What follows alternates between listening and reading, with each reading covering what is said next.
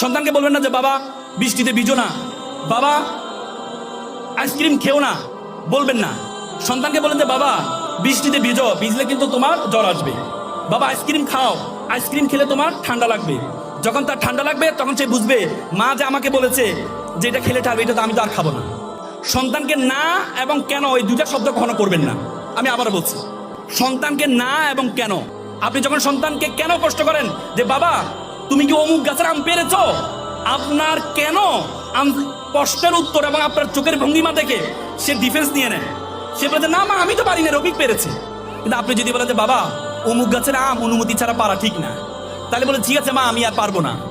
আপনি যদি বলেন বাবা দেয়ালে এঁকেছো কেন, কেন প্রশ্ন শুনে আপনি এটা করবেন না। আপনি বলেন যে বাবা তুমি কি আঁকবা, আঁকলে তুমি কাগজে আঁকো, এই দেয়ালে যে আঁকছো এটা নিয়ে তো আমি তোমার স্কুলে তোমার ম্যামকে দেখাতে পারবো না, তুমি বরং কাগজে আঁকো, আমি সবাইকে দেখাবো। তখন বলছে ঠিক আছে মা আমি কাগজে আঁকবো। এই জন্য সন্তানকে না এবং কেন এই দুইটি প্রশ্ন করবেন না।